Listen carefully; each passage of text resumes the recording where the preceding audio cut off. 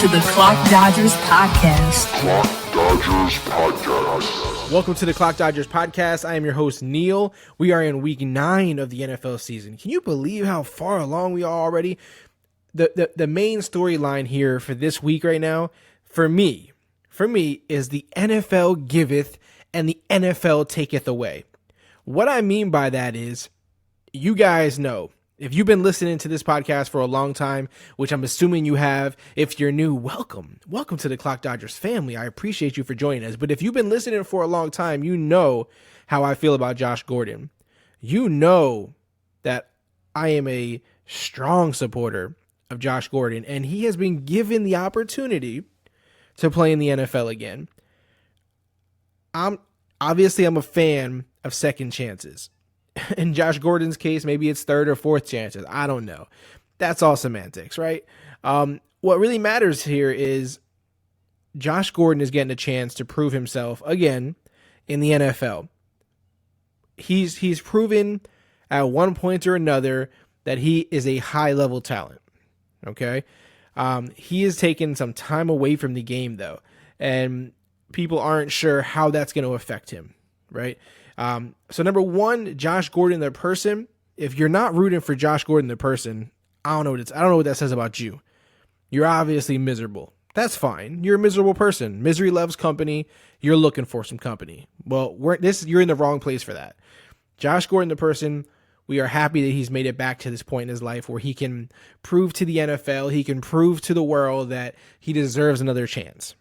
Now, from a football perspective, or from a fantasy football perspective, I should say, he obviously doesn't get a chance to start right away. Obviously, he has to go through the motions with the Cleveland Browns and all these kind of things and whatever the NFL has set up for when he can start, which I believe, if I've seen correctly around the internet and what I've seen reported, is that I think week 13 is when he can play. So this obviously is more of a bigger deal for those who believe in his talent and think he can do something right away and maybe can help you in your fantasy playoffs. And even more of a concern, obviously, for those in dynasty leagues where, if you believe in Josh Gordon, he has significant value in dynasty. If you believe that he can rebound to his strongest point. If you don't believe he can do that, you are now, and you say, let's say you have Josh Gordon, you're now in a position where you can either trade Josh Gordon, move Josh Gordon for someone who is excited about his return, or you can stick with him if you do believe he's going to return and bring you the value that you want. I do personally, of course, believe that he's going to rebound.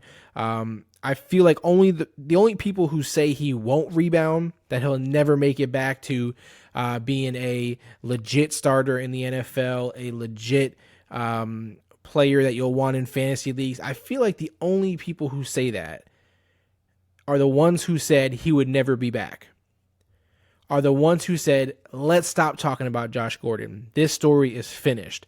That chapter is closed. Those people don't want to see Josh Gordon. They didn't believe that he could come back. So now they're going to also be the ones who don't believe that he could play well.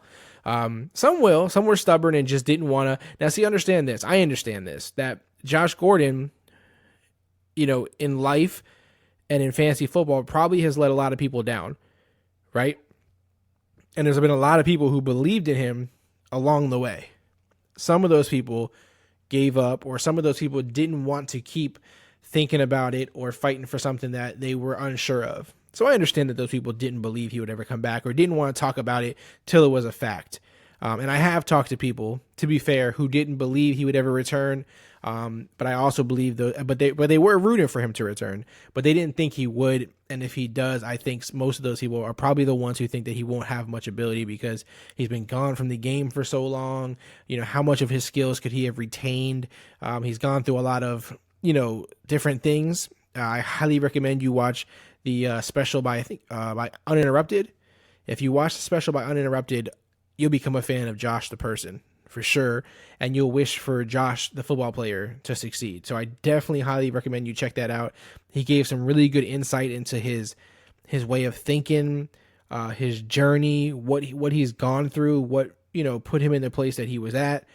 So go check it out, Uninterrupted. Definitely, they did a fantastic job with that concept that they created. It was really good. So Josh Gordon is back. I believe in him. I believe he will be a force in the NFL again. I believe he will be a strong player in the NFL again. And I believe it's all going to work out. And that's just my style of thinking, right? That's just my belief from what I've seen of him and what I want to believe. If you believe otherwise, hey, cool. That's fine. That's fine. That's fine. Everyone's allowed to have their own belief. But the NFL gave us Josh Gordon back, and that's important. At the same time, the NFL also took something away from us. They took someone away from us, and that person is rookie quarterback for the Texans, Deshaun Watson, which again, if you're a clock dodger, if you're one of the clock dodger family that's been out there rolling this whole time, you know how much I like Deshaun Watson. I've recommended him throughout the season. I recommended him after he got drafted. Didn't understand why Tom Savage started a game in the NFL over Deshaun Watson, but hey, we all have our journey and our reason for why we do things. And he had his chance, and Deshaun Watson balled out. Now, did I think he was going to score you 40 fantasy points a week and do all this crazy stuff? I couldn't obviously think that he was going to go that off. I thought he was a winner. I thought he had it, and I thought he would be very good. As far as the craziness of his output, I didn't expect that much up front. So that I'm obviously going to be honest with you guys about, as always, because why do this if we're not going to be transparent with each other? So sadly, Deshaun Watson tore his ACL in practice on some routine play. We've seen this happen, and not even ACLs, but just big injuries in general to a lot of players across the NFL. That happens every season. This season seems like more than ever, but then again, I think we say that every year too, so I don't know what the true case is, but a lot of big players have gotten hurt this year, and Deshaun Watson is now someone whose name is added to that list. If you've had him this whole time, if you believed in Deshaun Watson like I did, you obviously were rewarded in fantasy football, and as a Texans fan, and now that's all going to stop. And it doesn't just stop for Deshaun Watson. It stops for DeAndre Hopkins. It stops for Will Fuller. It stops for Lamar Miller. It stops for these guys. And now I'm not going to say they're all going to suck. I'm not going to say go drop them. They're useless. But I would say if you can trade them for some significant value still, I would do it. If you can trade them for someone who's maybe late to the news, hasn't, totally digested it, doesn't agree with you that they're going to, fall back here a little bit, then I would definitely do it. I would definitely trade them if possible. Again, will they have their games of success? Probably. They're good guys, they're talented guys. But again, it's definitely going to affect a whole lot of things, and it sucks for the Texans, man. As a team, they lost Watt, their leader on defense. Now they lose Deshaun Watson, their leader on offense. Just a very bad year for the Texans in general. So that's been rough. Again, Deshaun Watson is one of those feel-good stories because he proved the doubters wrong. They piled up against him. They gave you countless reasons why you shouldn't believe in Deshaun Watson. They gave you all kinds of stuff you never even heard of before they wanted to use it to knock Deshaun Watson. And he proved them all wrong. He was one of the most exciting players in the NFL. And he won over a lot of people who didn't believe previously. So fantasy football aside, we're losing just an exciting player in general in the NFL. And that sucks. It always sucks. But we wish him nothing, of course, but good health, success, a quick rebound to this injury. We don't doubt it for a second. He's done this before. He's dealt with this before. He's dealt with this exact adversity before. So I expect him to rebound, very well. And we wish nothing but the best for him. He did a great job.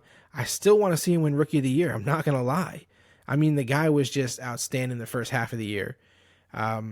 Will it be hard to do? Obviously, when the guy can't finish the other half of the year.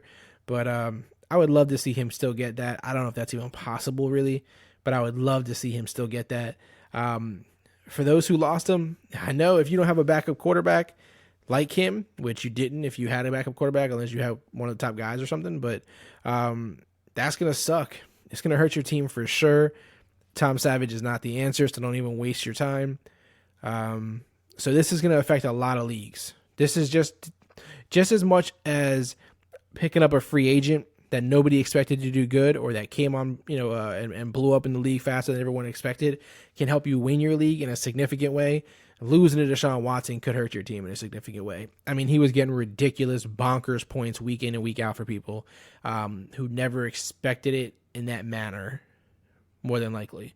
So it's going to be a big blow. Obviously, in smaller leagues, or if you drafted well, or if you have good waivers, you can kind of make up for that a little bit, but it is going to hurt for sure. I expected big seasons for both Josh Gordon and Deshaun Watson.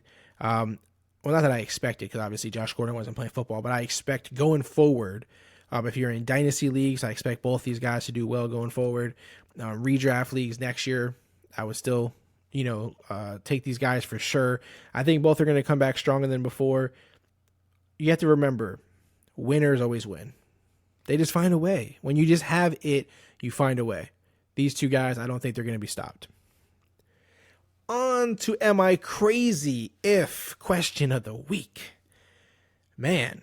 So again, guys, I like to take questions that people said to me. If you want your question used in Am I Crazy If question of the week, you just want to send that to me through @ClockDodgers on Twitter, on Instagram. If you catch me on other social media platforms, start the question with Am I Crazy If, and you have an opportunity for your question to be used on the podcast, give you a quick shout out, let everybody know you're out there in the Clock Dodger family. But this week, again, it's one of those weeks where big things have obviously happened in the NFL, which causes a lot of people to ask the same question or similar questions, right? Maybe a little different twists, depending on their leagues and their teams. But you're getting general questions that are a lot of times the same because of these big things that are happening. So am I crazy if I pick up Morris or McFadden or Smith to replace Elliott? So here we go. Elliott suspension was turned back on.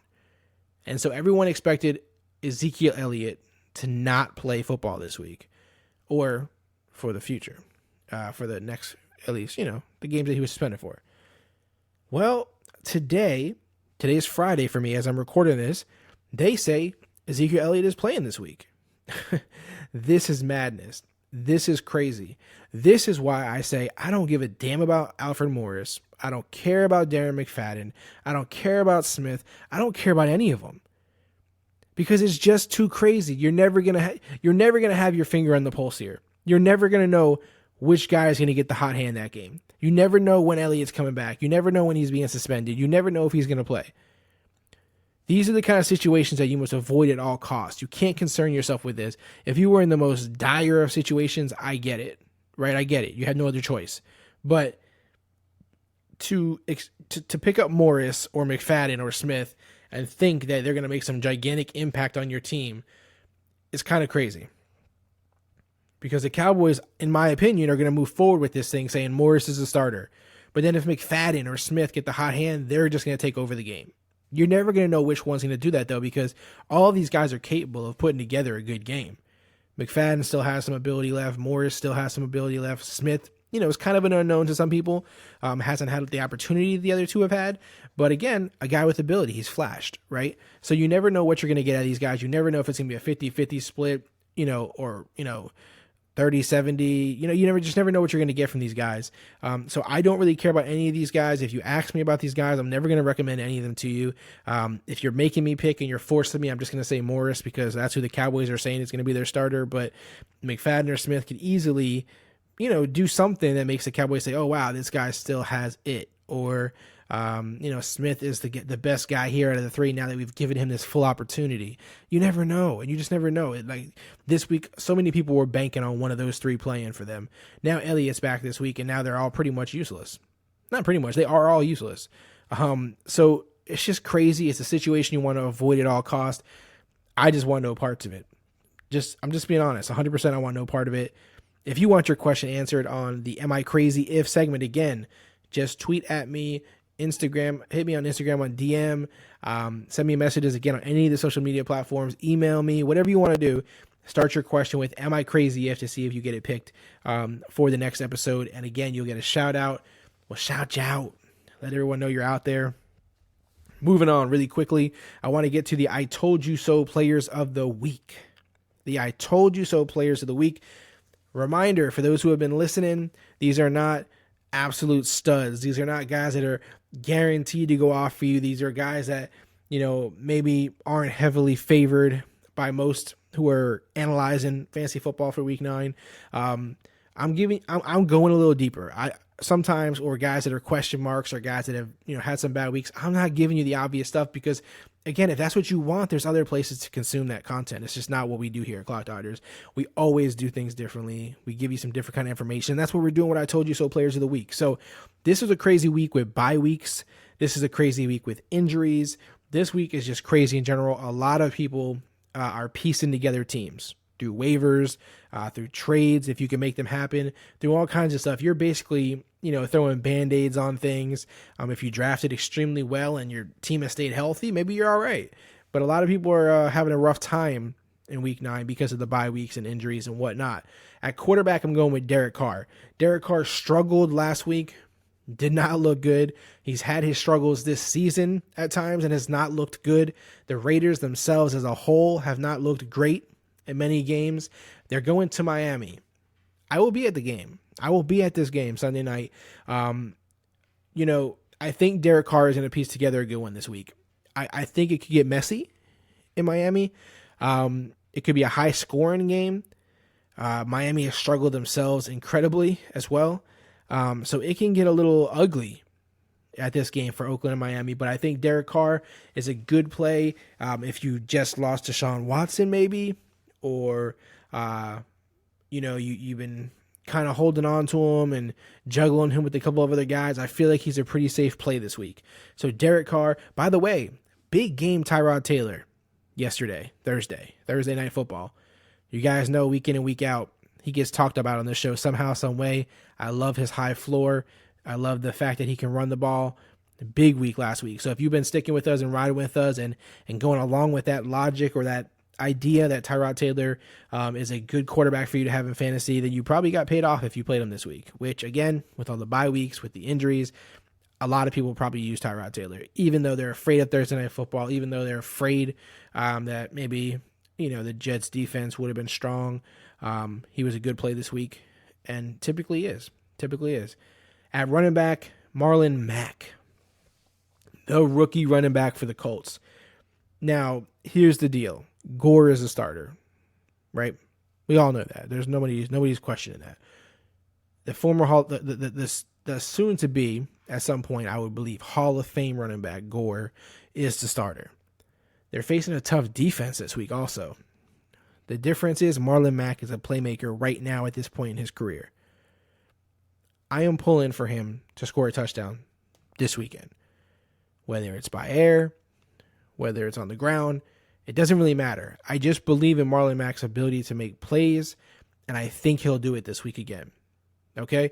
So am I saying he's going to get you 30 points? I'm not saying that. But I do think if you're in a bind, you need a guy to start at your flex, or even if it's really bad at running back 2, whatever the case is, I think Marlon Mack, you could do way worse than Marlon Mack. I do feel good about his chances. He at least gives you a shot. There's other guys that you can't say that for. There's some starters in the league that I wouldn't feel as good as starting over Marlon Mack, just because of what I know he can do if given the opportunity and he gets that one shot and he takes it to the house. So I believe in Marlon Mack. At wide receiver, Devontae Parker. You're going to notice a trend on my I Told You So Players of the Week with the Miami Raiders game. Again, I believe it's going to be messy. I believe it could be high scoring on either side. I believe big plays can be had because both teams on defense have their faults. On offense will be desperate for points. Devontae Parker coming back from injury. The one caveat here is if he can't stay healthy, right? If he can't stay healthy, that can be an issue here. That will be an issue here if he can't stay healthy. So the hope is that he stays healthy. They've held him out, a couple games now. So hopefully he comes back strong here in this game. He can definitely take advantage of the Raiders defense, There's no question about that. So the Raiders will struggle to stop him if he's healthy. And at my tight end spot is Jared Cook. Again, staying in that realm of Raiders Miami. It's hard for me to get out of that right now for this game right here because I just feel like there's points to be had. I feel like the defenses are going to give up big plays, and Jared Cook is a guy who, in a high scoring game or even in a tight game, the Raiders do depend on him sometimes to move the chains, to make big plays. When they need him, he does play well, and we've seen some of that last year in Green Bay. He started making some pretty big plays that were really important. Well, he's doing that again in Oakland, and the Raiders clearly trust him. Derek Carr, clearly trust him. So I'm going to trust him. Trust him in my I told you so players of the week. Quarterback, Derek Carr. Running back, Marlon Mack. Wide receiver, Devontae Parker. Tight end, Jared Cook. My no halftime, I got a challenge they won't skip for you. I have a challenge, like every single week for no halftime, where creating challenges are not always easy to get people to accept. I have one they won't skip on you. I have one they won't swipe left on, I believe it is. They won't, it's like Tinder. You slide left, you slide right. That's how they kind of like you or don't like you. It's similar to that with No Halftime. No Halftime, who is the sponsor of the Clock Dodgers podcast. It's a lot of fun. It's a daily fantasy sports app where you play player versus player challenges. So when I say I got a challenge here that they won't skip, all you need to do is pin one player versus one other player. You get a player, they get a player, and there's money to be won. It's a lot of fun. I highly recommend, if you haven't already downloaded No Halftime, if you're not already using No Halftime, to go on there now. Use the promo code CLOCK, CLOCK, when you sign up. You'll get a 50% bonus on your first deposit. So meaning if you donate, if I always say donate, if you deposit $25 when you sign up after using the promo code CLOCK, you'll get $50. I mean, you can't beat that. It's really absurd, to be honest with you. But No Halftime is a bunch of good people, and they want you to play this awesome app that they've created. Super user-friendly, a lot of fun. And what's crazy in football is week to week, everything changes. Everything changes. And you don't have to, plan these whole big teams and hope every single person hits and, worry about what the field is taking versus this. And if you're doing cash lineups and that and this, it's so confusing. It's so much work. Not here, not at No Halftime. It's challenge, player versus player. Very simple. One challenge they won't skip on you. You give them DeAndre Hopkins. You take Michael Crabtree. You guys see the trend? You see the little rhythm here, right? You guys see what's going on here? You see the pattern? All right. Tom Savage is the only reason you need to not believe in anything coming out of the Texans offense. That's all you need. Literally, that's it. Crabtree, I see him lighting it up in Miami. And Hopkins, who's been on fire all season with Watson as his quarterback and is now out for the season. Savage will struggle to make plays. He's just not that good. Let's be honest. I mean, again, he's in the NFL. He's a quarterback. I'm not crushing the guy. Obviously, he got to that level for a reason. But in comparison to Deshaun Watson, he's just not there, right? It's just not there. And so I'm expecting Hopkins to struggle.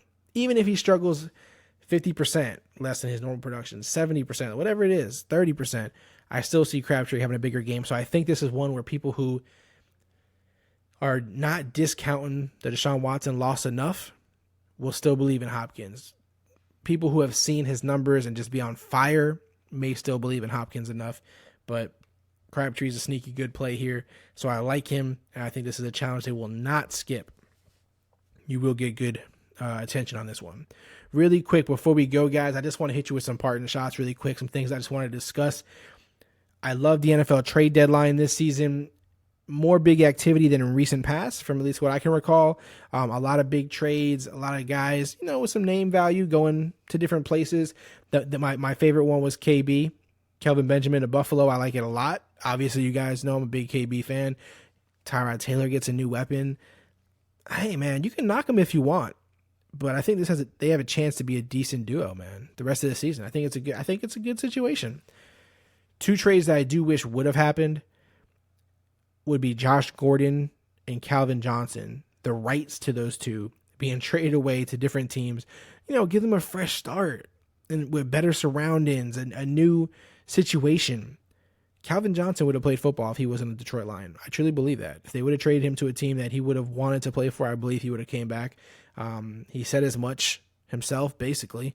And, Josh Gordon is back, and now you're going to have to deal with him being a Browns wide receiver if they let him play. So, I really would have liked to have seen him move somewhere else, both of them. I've mentioned it for a few weeks now at least, but get Dede Westbrook. I've recommended this for weeks now, and if you made the move or you're about to make the move, I expect it to pay off. It could pay off as soon as this week. This is his first week back, and I wouldn't think it's absurd for it to pay off. Will I bet on it? Will I say, hey, definitely do this? I would not. But I feel really good about Dede Westbrook. He did great in the preseason. They lost Allen Robinson. None of the wide receivers there have really stepped up to a point where you're like, well, he's got some true competition there. They've all, flashed here and there, but nothing consistent. So I think D.D. Westbrook could be that. If you still don't believe in D.D. Westbrook, that's fine. You can let him prove himself first, and then you can fight with the rest of your league to pick him up later. You know the drill. And the last thing that's really bothering me a little bit is the Texans not signing Colin Kaepernick. It's just another sign that the Texans, the NFL, have major issues. There's still major issues. The fact that this guy is not on a team is ridiculous. He is clearly better than Tom Savage. He's clearly better than Matt McGloin. He fits the offense that Deshaun Watson is leaving behind. It just makes too much sense. And, the Texans owner, he stepped in a steaming pile of dog shit earlier where he made those comments about the inmates running the prison or whatever ignorant statement he made. But I thought for sure this was a moment where he would try to attempt to erase that blunder, by signing Kaepernick and saying, see, I didn't mean it like the way you guys took it. I'm a good guy. But he hasn't. So far, he hasn't done that. So I don't know if he just doesn't care, if he's sticking to this prisoner statement or what the deal is. But I'm a little surprised. I'm not going to lie. I just thought it was something that we would be, as far as Kaepernick being on an NFL team, we would be past at this point. But I guess the NFL owners don't see it that way. For whatever reason, you guys can figure that out yourself. But I will say free Cap. Free Kaepernick, baby.